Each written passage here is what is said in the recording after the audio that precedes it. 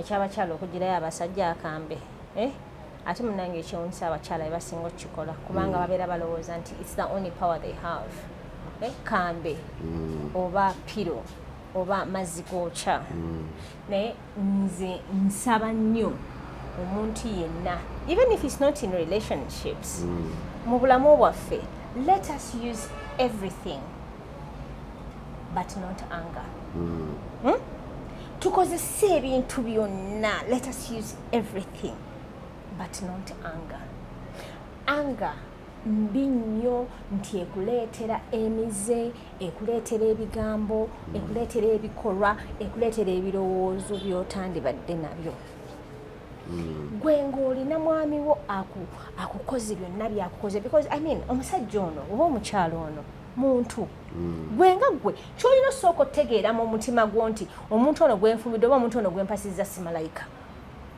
enkya ajja kunsobya luli ajja kunsobya neero ne bwakusobya nakugamba nsonyiwa sijja kukiddamu manya nti enkyera ajja kukusobya mu ngeri endala wabula let it sink in you otegeere nti omuntu ono bambi si malayika omuntu ono muntu the only person that cannot wrong me is God kubanga Katonda buli kyakola kiba kituufu kakibeere nga kibi kiba kituufu just gwobolooza kibi okusinziira mu situation mwobeera oli so as long as naawe okimanyi nti you're not perfect as long as naawe okimanyi nti omusobya oyinza okuba nga gwe byomusoba tabiraba tannabiraba because either you're so good at lying, you're so good at pretending, you're so good at covering your tracks naye manya naawe omusobya so buli bw'obeera ng'omusobya manya naye ajja kusobya so instead of you using a knife, using a pillow, using hot water,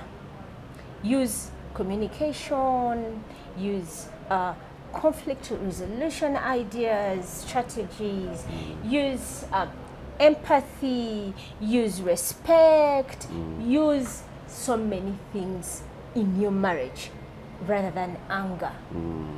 Ontegeera bakyenkugamba when you use so much of those other things ojja genda okwesanga nga you don't have a reason to be angry. Whenever you don't have a reason to be angry, you will not have a reason to get a knife. You will not have a reason to get hot water or gaiwe ku musajja oyo. Whenever you see this person as human, Sobia, let's talk. Come muwulirize. Come more benefit of the doubt. Okay. Come more tegeere. Yeah. Akasote kasobola kubijjamu. Banyabo ne bassebo mbaniriza mbalamusiza muli mutya muje bale jonna gye mutusako engalo nze sesanga bate the great bitambula bitya kansubira obulamu bulungi tuli kitende wano ku kitende shopping center eduka A18 ewa Angies. Angies ali wano ku Angies Botanical Store. Ebintu bingi nnyo alina health supplements ez'enjawulo z'osobolera ddala okuba nga okozesa mu bulamu bwo obulamu ne butambula. But before going further, kano konna nka dedicating dda abakyala mwenna buli mukyala gy'oli noonya akatabo genda mu bookshop genda luddayo wa mukwano gwo noonya amaanyi ga kapa akatabo we bakayita koyogeranga bwe kali mu noonya akatabo ke bayita amaanyi ga power. The power of the pussy. Noonya kuliko kakapa wano ne wano abafere tebakufera okitegedde noonya Kara King ye muwandiisi osome ku maanyi ga kapa nkamazi nese fertility tea fibroids womb tea kano abakyala muketa tofuna lubuto olina ebintu olina ebizimba mu lubuto simanya nabaana simanya yakyuka simanya byonna akantu kano kalungi nnyo eri abakyala kasita ensonga yo ey'obutafuna lubuto ebeera nga yabyabulamu ensonga yo ey'obutafuna lubuto kasita ebeera nga yabyabulamu kino kikola wali ensonga nga sizabyabulamu totuleetera Simaya faffe tetufuna mbuto bajjajja banyiga tojja naye tugamba ensonga yo kasiteba nga yabyabulamu oyina ebizimba simanya biki amagi tegakwata ebisimanya biki spams tezituuka bulungi ku magi wali eri kugateekako kigimusa kaakano baaba kano kazze kulema tulinamu kano osobola okufuna buno obuwunga nsaano otwala kano enkozesa yabyo Angie ajja kugitugamba tulinako ne ka syrup kano oba kano mutawana masavu okalengedde ka syrup enkozesa yabyo yonna Angies Angie oli otyawo gamba otya bitambula bitya kitenda ali atya ndi bulungi mukwano gwange oli otamwa mukama kumya atya nkulaba kisweta kino masavu otandise kisweta masavu otandise bale kusimba kya mutawana nnyo nengo oli otya abalogo bali eyo bakaaba tebalina kyakola bakuloga tebyakola tebalina kyakola kwa ulina kusanga mu kishifoni masavu kati musanze mu kisweta masavu nze mbeerawo ngamba gamba ina time wotuuka after everything, after you've seen everything, after you've done ngato kyalina ki nga teeke n'abantu babe nga bakalengera no bagamba mugende maaso bemwandoga tebyakola naye kubiriza nnyo abakyala okugula akatabo kano amaanyi ga kapa abakyala nga teeke nawono amaanyi ga kapa omukyala yenna wooli sometimes you don't know who you are, what you are and what you possess as a woman. You need to find out what do you possess as a woman. You are very powerful. Omukyala yenna wali ali very powerful mu bukyala bwe. Mukapa. Yes. Kale fibroid. Kakati eno fibroids package yonna nga bw'ogiraba ejja bw'eti. Package eno kitegeeza package eno ya myezi 3. Amajani gano ganywa mwezi gumu, gano ga mwezi gwa 2, gano ga mwezi gwa 3.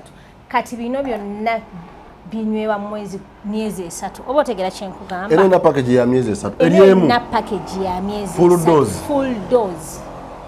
Ku mukyala ng'olina fibroids, omukyala ng'olina cyst, omukyala ng'olina PCOS.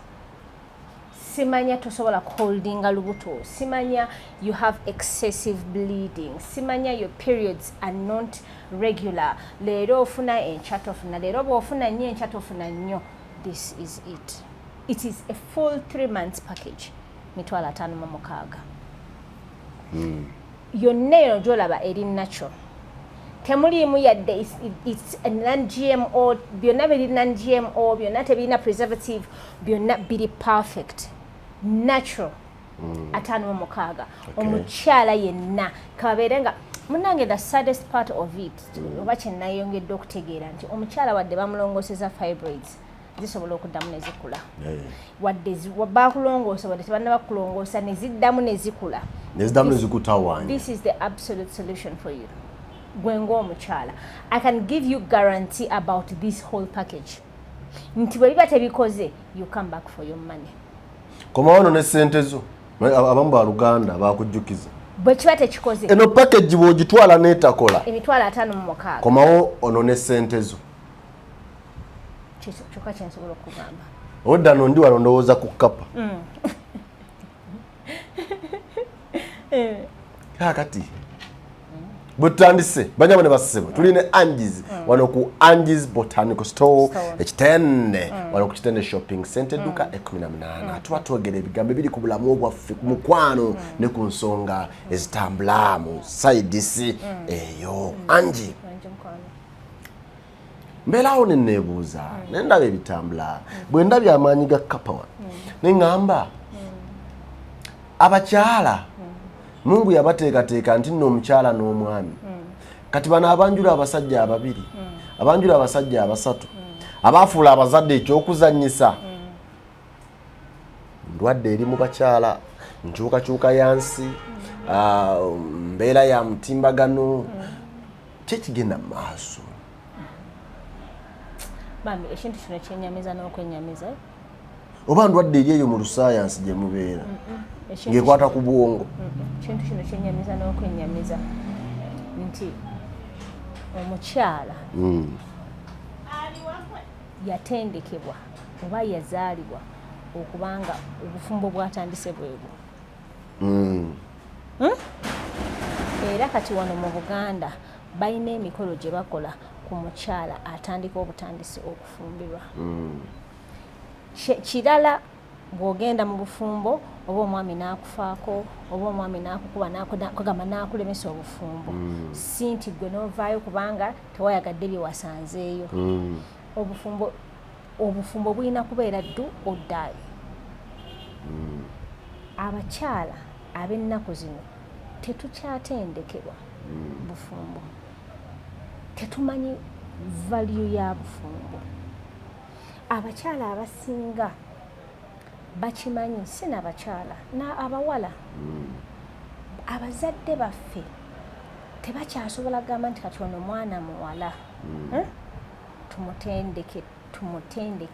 tumutegekere okubeera mu bufumbo. Bakutegeka kubeera CEO, bakutegeka kubeera doctor, bakutegeka kubeera entrepreneur. Tebakyategeka kubeera bafumbo, tebakyategeka kuba bakyala. Naye nga the ultimate goal ey'omukyala bufumbo. Ne bw'obeera CEO, ne bw'obeera doctor, ne bw'obeera business woman, ultimate goal kiggweera mu bufumbo. Kati abazadde baffe, it's unfortunate naye nga tekyekiriwo, abazadde baffe batusomesa kubeera bantu mu nsi, tebakyalina budde butusomesa kubeera bakyala mu bufumbo. Kyova olaba, you find me nga I'm good at doing business, I'm good at my being a lawyer, I'm good at my doctorate, whatever. Naye nga ndi w'amaanyi nnyo mu kampani yange, naye ng'ewaka omwami wange akaaba, nga n'abaana bange bakaaba. Because all I was taught was to be the other person, not this person. So nga senga tutendekebwa okubeera omukyala in the process of being a doctor, in the process of being a lawyer. Otegeera yensonga lwaki kati essaawa eno osanga omwana omuwala at 30 to 35 yakanjula emirundi ena. How is that possible? Gwe bazadde bo n'obaleetera omusajja leero asooka batte najja nga yeesimbye, newayitawo emyaka 2 n'oleeta owookubiri, n'abazadde ne bakikiriza ekyo. Newayitawo emyaka 3 n'oleeta omusajja owookusatu, n'abazadde ne bakikiriza nti wasooka waganye niwo okubiri waganye, ate nze saazaalibwa kubonaabona n'abasajja. Gwe tokiraba nga there is something wrong. It is not supposed to be like that. Much as we want our kids to be happy, we must prepare our kids to be women, to be wives one day. Much as we don't want katinze ni mama w'abaana balenzi. Much as we don't want our sons to be unhappy, or much as we want our sons to be happy, we must prepare them to be husbands of somebody tomorrow. We must prepare them to be gentlemen. We are raising doctors. We are raising CEOs. We are not raising gentlemen. We are not raising somebody's husbands. Era chovala mutabani wakeera kumacha na ngatuuse mu time ya university and all that. Nenga olaga abawala bakuleetera nti you're not fit to be in my son's life. What are you raising if you don't want your son to be somebody's boyfriend? Why are you even raising him?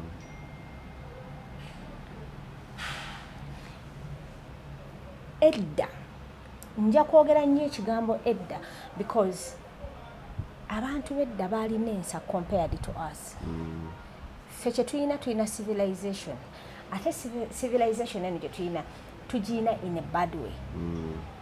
Culture tugisudde ebbali kubanga ffe tulowooza culture yali etuzza mabega. Naye senga tuddira civilization ne tugireeta mu culture. Ebintu ebiri mu culture ebimu ebibi ne tubireka. Ne tujjamu ebirungi ne tubireeta mu civilization. n'abaana baffe we banaatuuka ne bagamba wow fe it's all about civilization, modernity, social media. We are only copying the bad things. We are leaving the good things aside. What are we preparing for the next generation? If essaawa eno omwana wange oba kalinze Angela ntwalira muzeeyi Tema abasajja 4 enkyo omwana wange wanaandetera abasajja 8 n'agaana because nange kye nakola nakikula nkimanyi ojja kuba mukambwe tosobola beera mukambwe nga naye menyini wabikola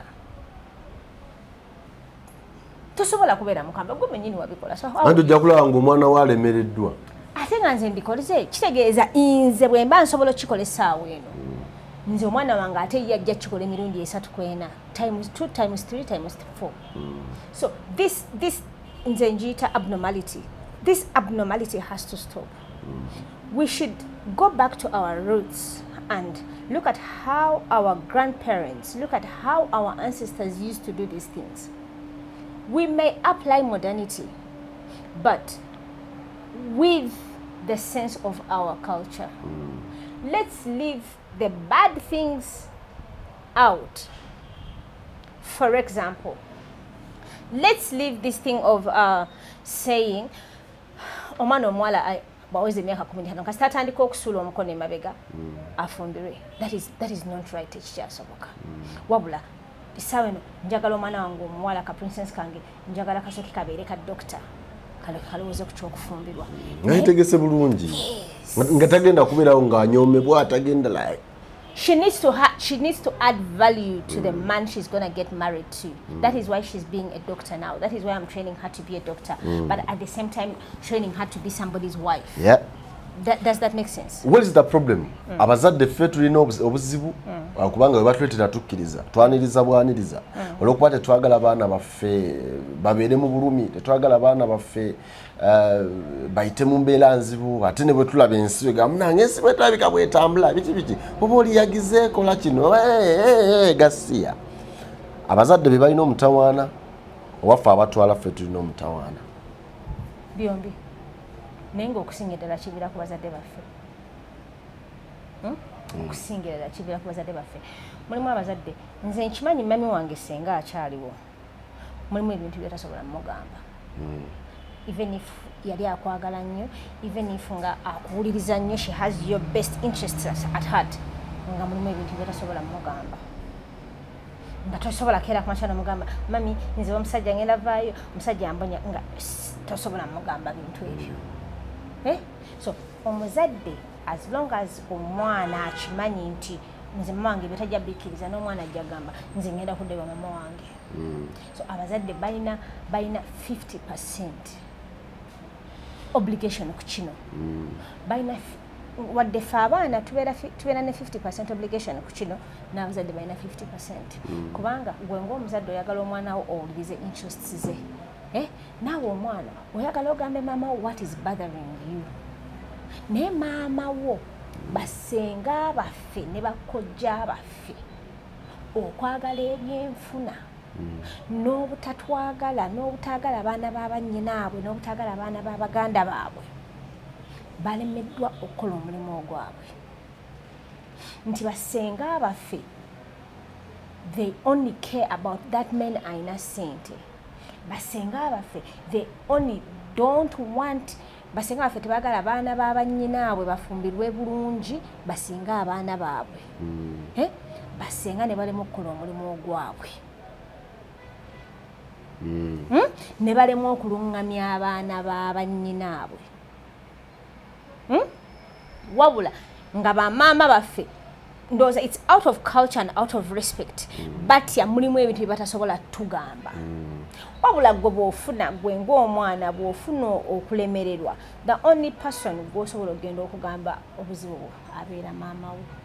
Naye nga mu butonde mu buwangwa si mu butonde wabula mu buwangwa alina kubeera sengaawo kubanga sengaawo y'alina okukwasaganya ensonga zezo. Alina okusengeka ensonga. Naye bw'ofuna obuzibu tosobola genda wa sengaawo kumugamba because sengaawo they have not played their roles. Anti omwana luli bwe yafumbirwanga ow'obuwala bwe yabanga agenda mu ddya ekitanda kye nga bakisuula oba nga bakigaba bulangiti abamu bazimusibiriranga n'agenda nazo ebikopo biki byonna nga bamulagira ddala nti eno oweddeyo naye nga tolwaliro bwagenda amugamba nti kale akatanda kwabadde osulako twakajjawo twataddewo ekipya gamba n'ekisenge ekyo kisigala kikyaliwo omwana yasigazanga kisenge ewaabwe nze nzijukira bamama bange jjajja wange yazaala abaana 13 but then 9 of them got married embaga I was there to see bamama bange at some point jjajja wange olaba omugole wafulumira waati mu nnyumba omugole ono yajja n'atuulanga ku mama we mu wedding gown n'atuula ku jjajja waffe omukyala bw'amutuulako n'amubulira mwana wange naye tetwawuliranga biki bye yamugamba naye walabanga maama ng'akabanogamba bambi oba ng'olabawo communication ng'olaba there was a lot of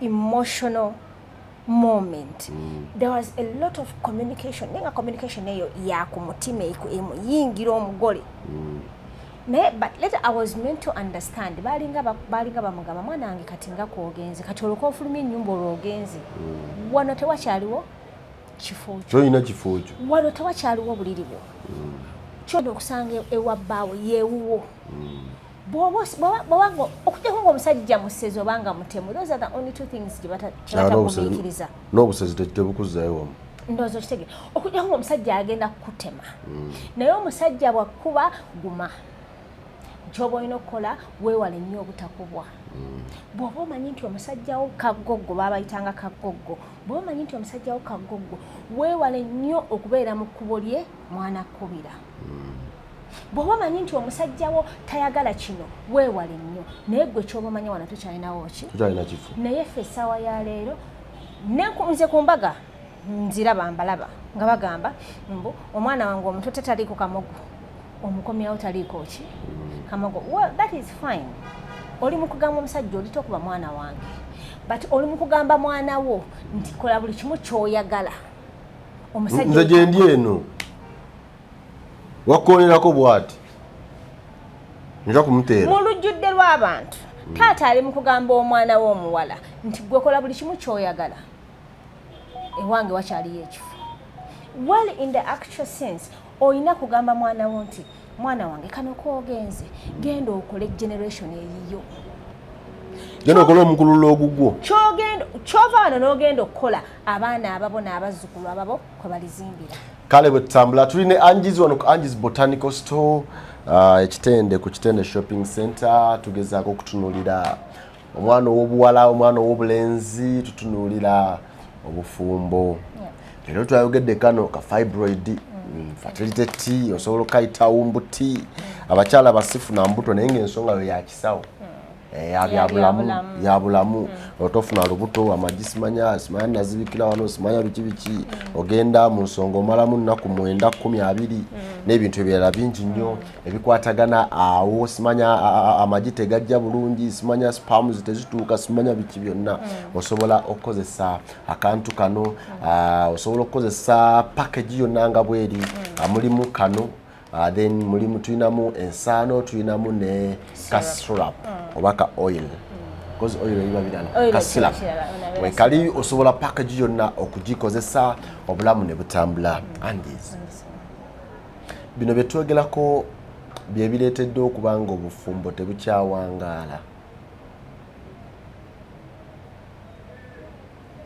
tweteekateeka kitono tweteekerateekera nnyo okuba abagagga okusinga okuba abafumbo tetukya abantu abasinga beetegekera mbaga nakwanjula basically beetegekera mikolo babalabi tumuwala wagundi yakoze embaga wano n'emenya n'emiti mutawani wagundi yaleese wano abagagga bonna ne baggwayo tebeetegekera bufumbo mind you nti emikolo zibeera lunaku lumu ekinene nnyo ennaku ezi obufumbo is an entirely process kati abantu abasinga beetegekera mikolo tebeetegekera bufumbo abazadde basenga bakojja bamaama bataata kuba kati tekikyali kubasenga ne bakojja bokka bamaama ne bataata balina 100% responsibility ku bufumbo bw'abaana baabwe. Why wouldn't you prepare your child for marriage? Why would you be so 100% preparing or helping your child prepare for the wedding, but you're not ready to prepare her for marriage? Yensonga lwaki atuuka munda kati nolo excitement eweddewo, honeymoon eweddewo, atuuse mu marriage, reality kicks in. Ayina enjala kati nga bwolaba zino ezange abamu bateekako nteeke abeera n'empeta tezimuva ku ki lwayingidde mu bufumbo. Omusajja yayagala matooke ate nga manyige ate nga ga mu ndagala. Buli kaseera waakwekuba muzigo. Otegedde omusajja engoye ze omukozi tazigolola. Ye omusajja akuze maama we ekyo kyamulaga. Maama we akuze buli kimu akikolera taata we. Ye kitegeeza naye ekifaananyi kyayina kyekyo. Kati atuuka mu bufumbo, my goodness, nga mboozi ndala nnyo. So atuuka mu bufumbo nga ebyo mu bufumbo biralamuko. Abadde alya ku CJs, abadde alya ku KFC, abadde visiting girlfriend, kati naze alina kufumba, kuwaata matooke na muwogo, n'obukopa. Otegedde by the way nayo n'obukopa eyo wange ogenda kumpandiika. So bw'atuuka mu bufumbo n'ategeera marriage kyeki nga she was not ready for marriage. She was never ready for marriage. Kati no tukijje mu kyokwoza. Yayingira mu kintu kyatategeera. Kati no tukijje mu kyokuwaata, tukijje mu kyokwoza, tukijje mu kyokkakaalukana. Entegeera. Obwongo. Mindset y'obufumbo nga tagimanyi. Yamanyi nti no alina okukeera ku makya ne yeebaka. Bw'aba si wakeerako baka nga wakeera agenda kukola, yamanyi kwefaako nga ye. Nti nga bw'abadde nti ng'ali yekka akeera ku makya n'anaaba n'afuluma n'agenda. Kati bali babiri. Takimanyi nti alina okuyambako munne. Avudde mu myself azze mu ourselves.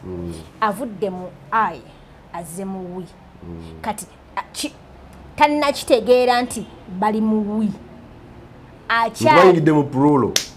Akyali mu singular. Wabula yazze mu bufumbo, yazze kufumbira mwana wa muntu, yazze kutandika legacy.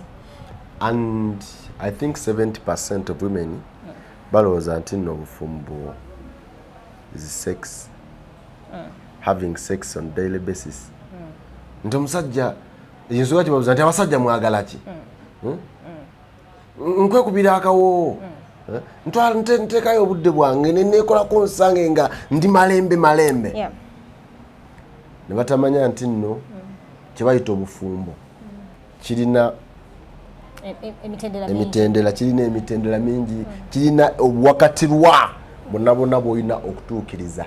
Nga ggwe omuntu tekiri ku mukyalo oba ku mwami. Okitegedde. N'omanya gwe n'osetinga precedence. Omwami wange oba nkooye ntya oba nkomyewo mmeka, ngenda mutegekera ekyokwambala, ngenda kulaba nga engatto ze ziri malembe, ngenda kulaba nga kavesti ke kalisted, ngenda kulaba nga alabika bulungi. Mukwano lwaki toyitako leero ewadobbi like oba kooti wasooka nga tasobola kuteekateeka kooti, ebyo byangu biri oke jaya akakooti ko kalaba naye kakunyumira, ate nno singa otaddeko kano nolabita wayambala kajini kuba kali kachekiti kuba like naave waka nga awulira nti ayina omukyala olwo bamuyita mukyala mwami wa gundi. Kati awo nange we ngambira nti nno mukyala batte. But if I do everything myself ngira nzijanga nti nno mukyala batte. Olwokuba wafumbye emmere nsobola okulya wali eri wa Aisha Katogo. Nakigamba luli okijjukira nga nkigamba naye nkugamba nti buli mukazi asobola okwoza, buli mukazi asobola okufumba, buli mukazi asobola okulongoosa ennyumba. Mulimu elements nga z'abakazi banjawulo, bamu nabamu be bazirina. Otegeera kye nkugamba? mutuweereza biki kikyotegeeza tubaweereza biki twabawasa no bazadde bamwe batuweereza biki kati saasira ffe abakyala naffe tulina abasajja n'ogamba katono mwana wa muntu oba nga ddala mu butuufu maama we yakutegekera ogenda owase omwana wa muntu gwe nga bw'oli. It's not about you alone. Twasose ku bakyala tutubuza.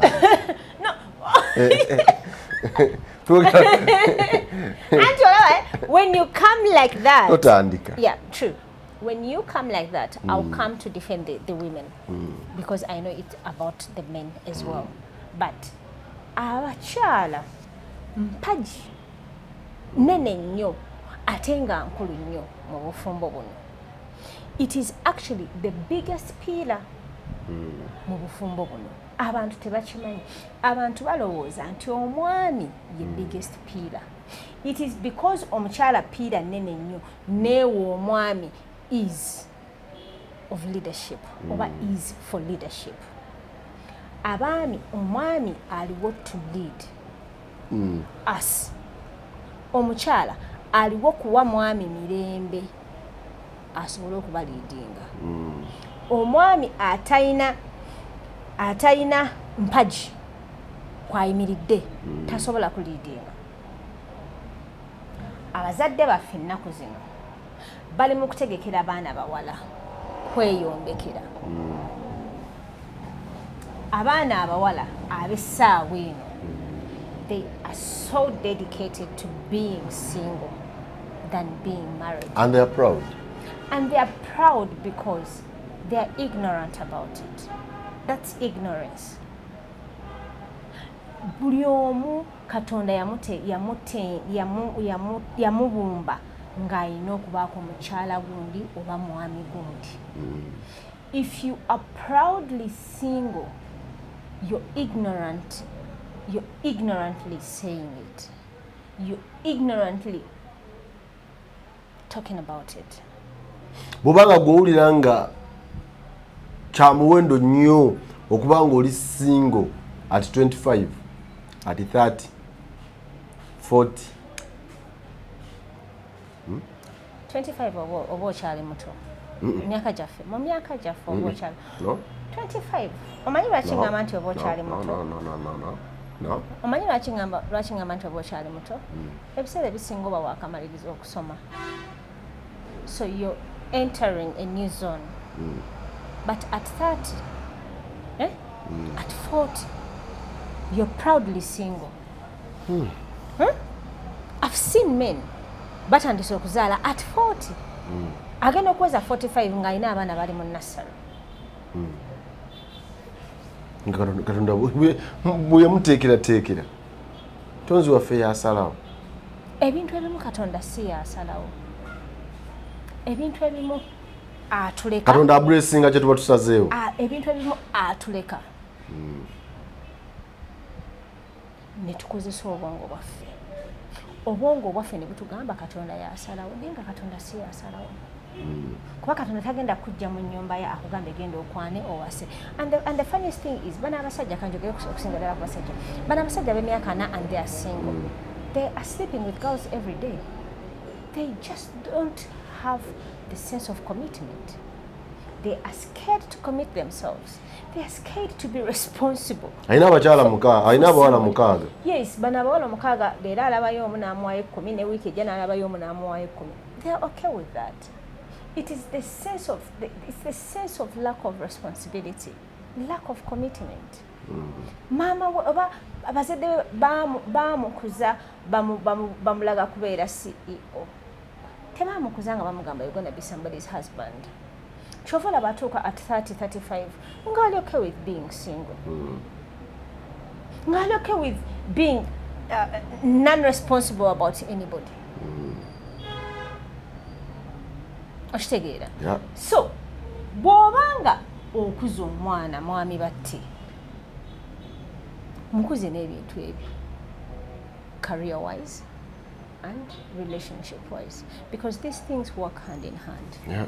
You cannot do one and leave the other, or you cannot do one and leave the other. Oyagala toyagala, you must still join these things edda maaso because ekimu kigenda kubanja. But if you don't join them now, you must. And I pray to God by the time you think you must. Obudde is not so late. Obotegere kyenkugamba. So, bwe tubanga tuzaala abaana, bwe tubanga tulina abaana baffe abawala, we are supposed to prepare them for marriage. We're educating them. I remember bwe twalinga tusomera ebwanda eyo, twabeeranga ne senior woman. Naye nga amasomero g'abasista. Naye sebe nga tubeera ne senior woman. Senior woman nga tutegeka okubeera abakyala. So in my mind I was like, these people basista, why are they preparing us for marriage things? Nga sebyagalira ddala nze ebintu bya senior woman. Naho musista. Nga saagala bintu bya senior woman era nga byalinga tebikola makulu gyendi. Essaawa eno ntegeera lwaki byali bikola amakulu, lwaki baamuteekangawo. Nti twali bato, namala P7 when I was 12.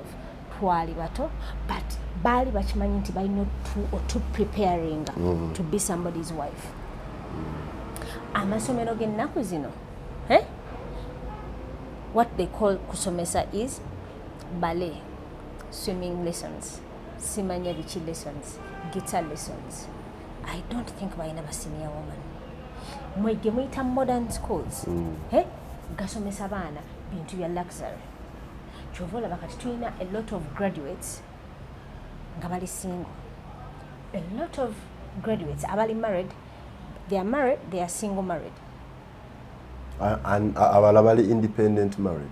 Do you understand? Ali mbufumbo nenga kyetwala. Abaana babasomeseza nnyo okubeera nga bakyetwala. Myself, nze Angela, ngenda kubeera bwenti. Why are you getting married in the first place?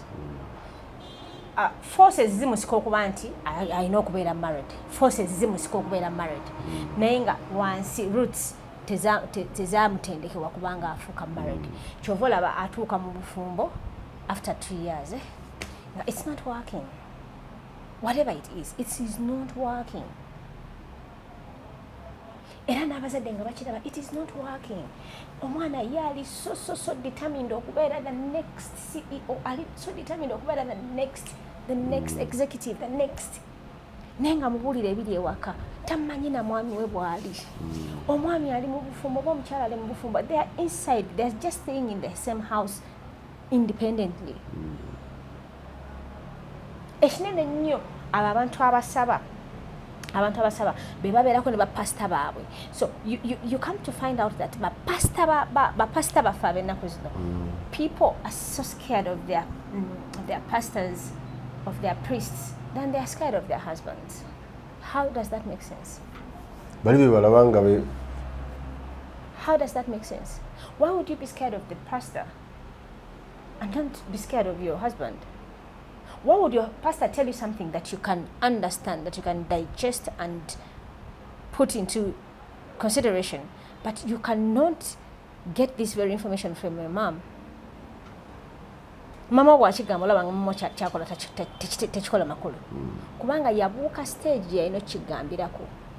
Pastor kati azze omupya akigambye kikola amakulu. Akusanze wolingo oli mu kutanga aganaga. Mama oyo alina okukutegeka wali mu kutandika. N'otuuka ku marriage eno nga tosobola kubeera aganaga. Kati pastor bw'ajja n'akusanga ku level ya aganaga. Ebibyo ebikola nnyo amakulu.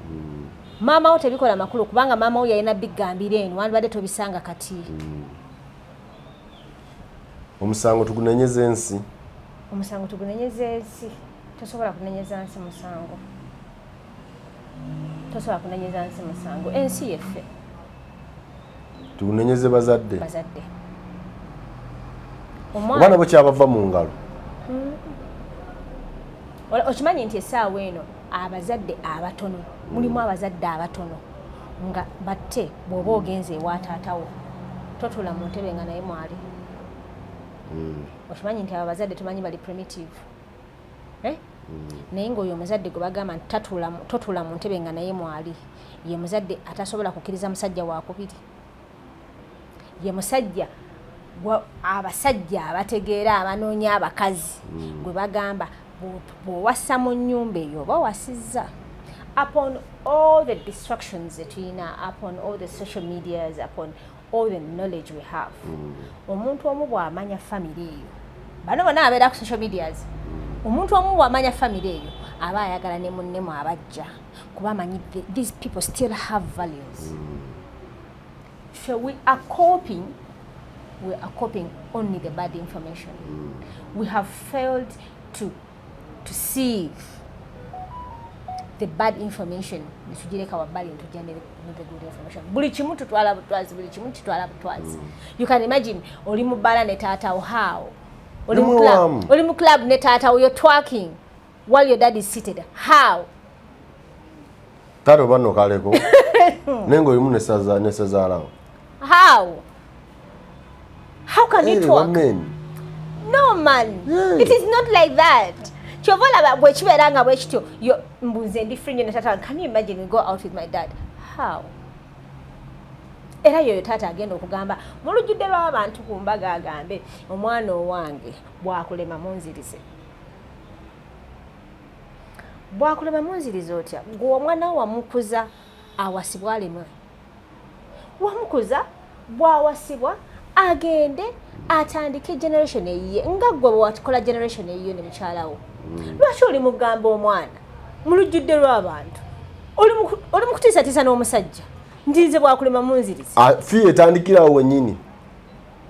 Omusajja agenda okutuuka omukyala atyo okunyiiza atyo okukola kino buli walabanga agenda mu nsobi tasobola gamba nti nno kino nsobeza naye ndi sorry nja mwenenyeza. Gamba ne taata n'omwana wawulira ekyo era every time you wrong her she's actually the one in wrong. Naye agamba nze nja nakubira ddadi. Kati gwe n'obeerawo ng'omusajja nga wawasa naye ng'okyali mu figa ya ddadi. You are scared. Tata bagenda mugamba. Tata bamugamba immediately agenda kusamoninga. On what grounds? Mchala sabiti ewedde yafuna obutakanya ne boyfriend we. Zigenda okwera saa 8 nga mama we mukyala amanyi, mama omukyala. Mama omuwala mukyala amanyi, baganda babali e Kampala bamanyi, pastor we nga amanyi. What's and that? All that. What's that? Then and she's expecting omusajja okuddayo. If you had these people's backs, why did you even get out in the first place? Baba wali omanyi nti gwe togambwako. Igwe mama is going to be there for you. Baganda are going to be there for you. Why did you even spend somebody's time n'ogenda ofumbirwe? Wandisigadde mu these people abalina your back. Because omuntu yenna nga wakola n'embaga ne batuula abantu n'ekyalo ne mukikuŋŋaanya abakyala ne baleeta amatooke bali ne bajja okuwaata buli omu najja n'akola omulimu gwe nga bwe yagukola. Nojja n'otandika okumalira omwana w'omuntu obudde mbula okuba gwe you have brothers and sisters who are going to stand. Bajja kulwanira entalo. Why did you even get out? Anti obalina. Bwe binaagaananga oletejje pangisa. Oyo omuntu akola ekyo ayinayo eyo moment nti nze nja kubira mami wange nja kubira totawaanya mwana wa muntu. Don't spend somebody's time. Don't go in marriage because you're not ready. Okay, tuline Angies, wano Angies Botanical Store, ekitende ku kitende shopping center. Olwaliro twayogedde tulina kano kawumbutike twakozeko abakyala mwenna abatafuna mbuto naye ensonga za byabulamu.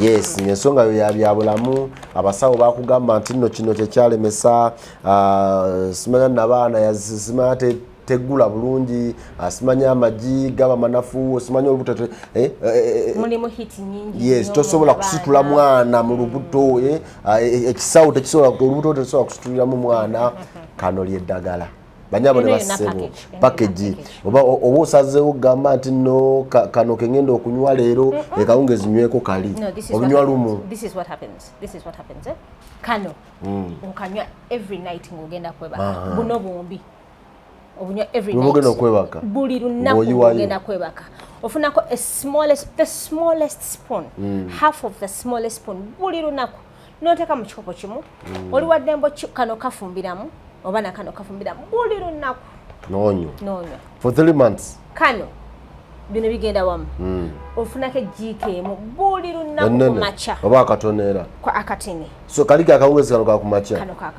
bino bya kawungezi okay for 3 months buli lunaku for 3 months. Kano kakumacha buli lunaku for 3 months. For 3 months. Dozi negwayo. Dozi negwayo not haddamu kulaba ku kigambo fibroids, cyst, PCOS, over heavy bleeding, heavy or excessive bleeding, or not bleeding at all. Abakyala abasinga abakozesezaako ku family planning methods bayina ekizibu ky'okubanga they don't bleed at all. Naye ng'omwana w'abandi tannaba natuuka mu menopause, omwana w'abandi akyali muto. So how do you expect to get pregnant when you're not bleeding? There's no... Omusajja tegufuluma. Omuchafu. Naye ng'ogwo omusajja baagutondera Katonda bwe yali atutonda buli omu yamuwa designation eyiye. N'agamba kati olaba dino girina okufuluma buli mwezi unless ng'oli lubuto. But olw'okuba the constant evolution, the constant twesanga nga tuzze batuwadde simanyi empiso batuwadde empeke nga tosobola kgenda mu nsonga. How on earth would you be without bleeding, without getting your periods for 2 years? Gulagawa. Kusigala mugwe byebizimba biri.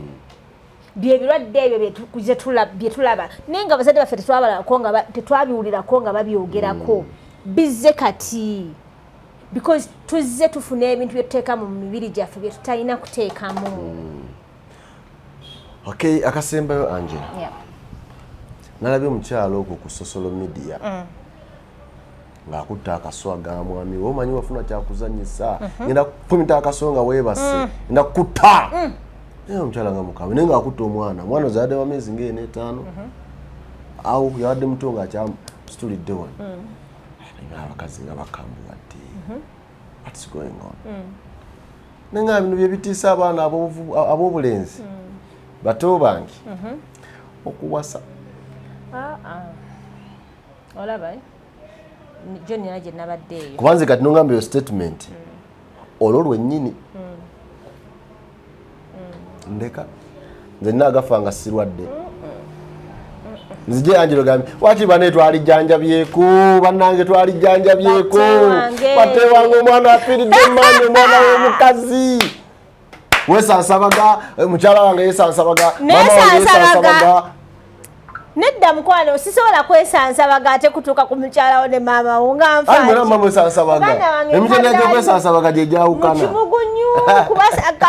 Deka. Sisobola kwesansabaga. Bannange omwami oyo kale nzukira yasembayo okujja wano.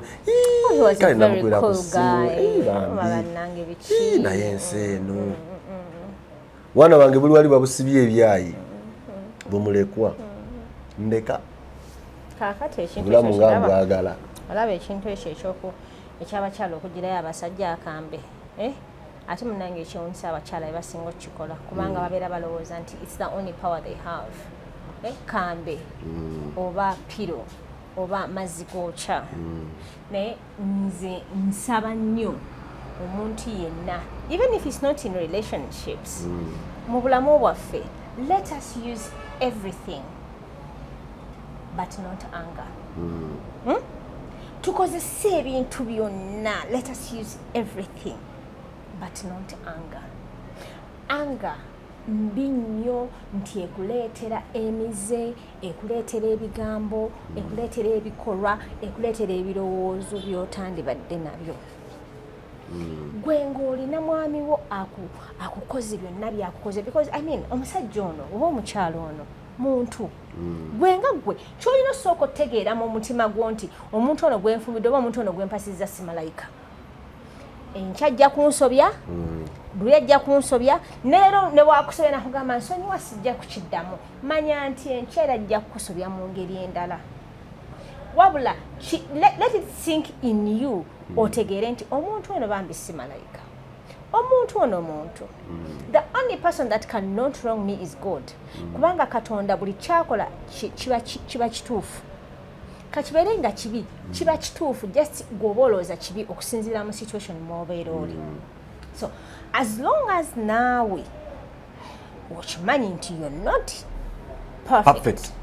As long as naawe okimanyi nti omusobya oyinza okuba nga gwe by'omusoba tabiraba tannabiraba, because either you're so good at lying, you're so good at pretending, you're so good at covering your tracks. Naye manya naawe omusobya So buli bw'obeera ng'omusobya manya naye ajja kusobya. So instead of you using a knife, using a pillow, using hot water, use communication, use conflict resolution ideas, strategies, use empathy, use respect, use so many things in your marriage rather than anger. Ontegeera oba kyenkugamba, when you use so much of those other things, ojja genda okwesanga nga you don't have a reason to be angry. Whenever you don't have a reason to be angry, you will not have a reason to get a knife. You will not have a reason to get hot water or by work omusajja oyo. Whenever you see this person as human, asobya, let's talk. Come muwulirize. Come more benefit of the doubt. Okay. Come mutegeere. Yeah. Akasote kasobola kubijjamu. Akasote kasobola kubijjamu. Yeah. Kale. Bwe tutambudde banyabo ne basse. Ebiwoma bigwa byokya. Leero ngandi mukakkamu. Nanko sikutegeddeeko yadde.